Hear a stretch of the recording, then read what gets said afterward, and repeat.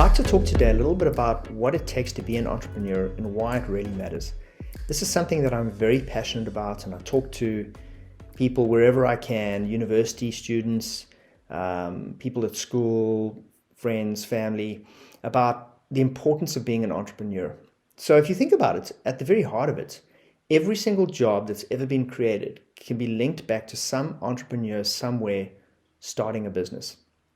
And these people are the ones taking crazy amounts of risk where they're putting all their money on the line, they've got a family, they're the ones who put it all out there. And sure, many of them are successful, but there are some that fail too.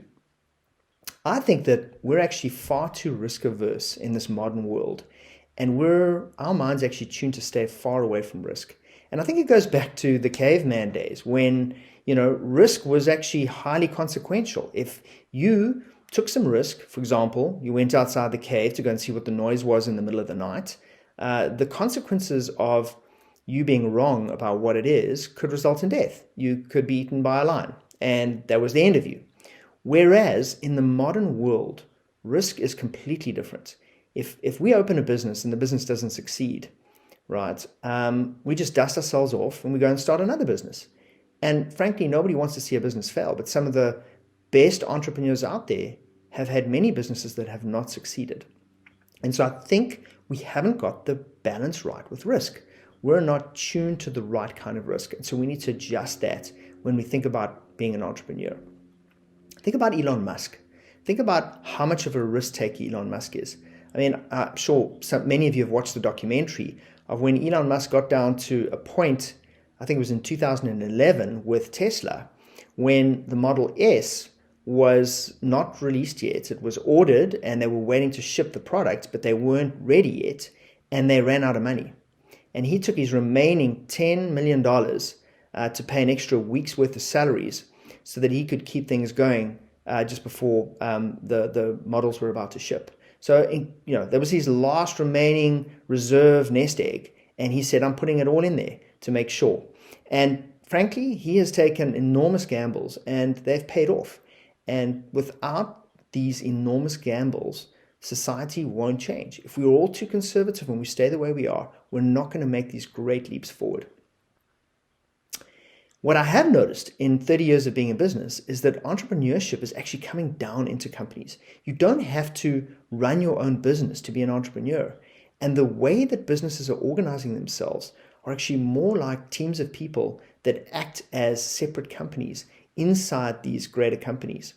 And I don't know if you know about the small teams that are at Amazon. They say that a team shouldn't be bigger than what it takes 2 pizzas to feed.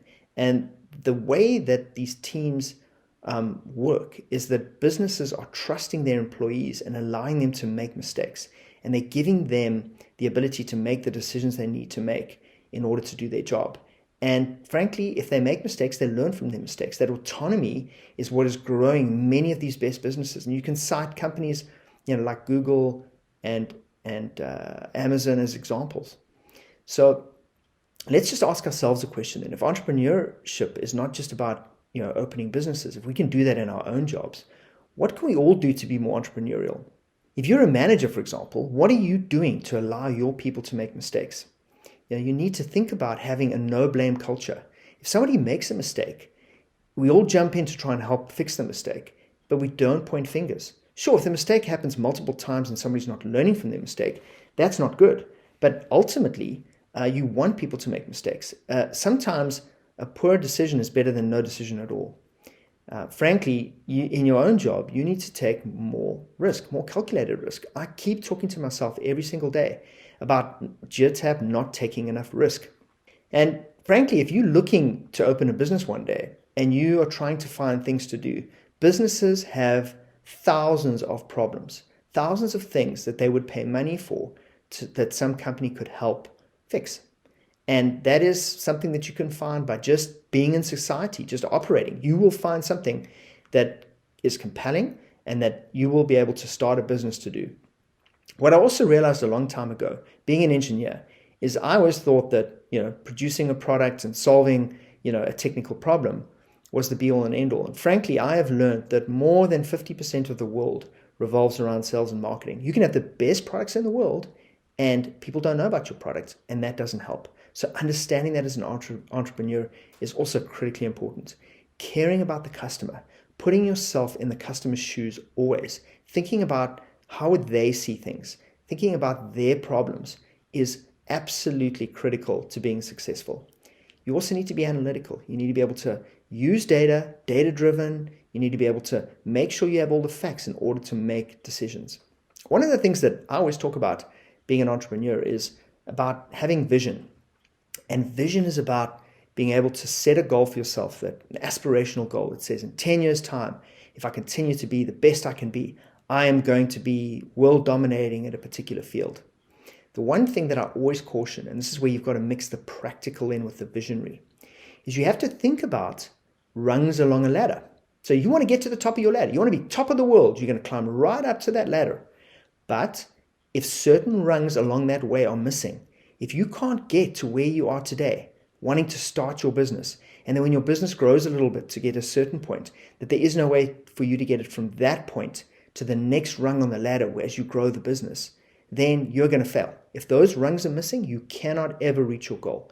And so the important part is making sure you have a path. It can be a little bit windy. There's no way you're going to be able to go straight up the ladder that you want, straight up. You're going to have to go a little bit to the side and around. You're going to have to do things that you wouldn't ideally do if you had your vision in mind. But that's being practical. We have to make money. We have to have those rungs in place so that we can climb up there. The other thing that's important is, as an entrepreneur and a leader, you need to think about EQ. It's not just about IQ all the time.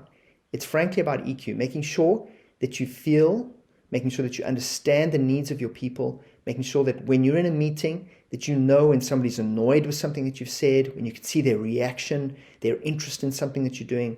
That's also something that, frankly, I had to learn from a young age. Didn't have those set of skills. You need to be able to develop that. And I'll just end off with a little bit of an anecdote. The reason I became an entrepreneur, I am the least risk-taking person you will meet. I don't gamble, don't take a lot of risk. But we were 3 boys in a household born in 3 years, highly competitive. Everything was a competition. How quickly you could bath, how quickly you could eat your food, everything.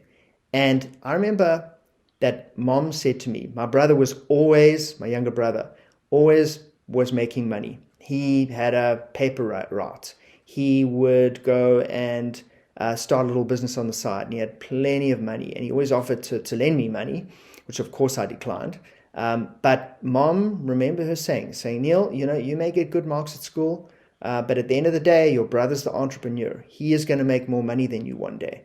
Not that I care about money, but it's the competition. So it was a case of, okay, I'm not going to let that happen. And that was the little nudge that I needed when I left university to actually go into to open my own business. Everybody needs a little nudge. Every one of you has a little nudge that you need to kind of help you over that. And so I urge you to think about that, because I'm telling you right now that all of you can be an entrepreneur, an amazing entrepreneur. Or at very least, if you don't want to go and start your own business, take that set of skills, take that risk-taking, that analytics, that thinking about sales and marketing, that IQ versus EQ, and apply it in your own business. Make sure that your team that works for you is empowered to take risk. They're allowed to make mistakes.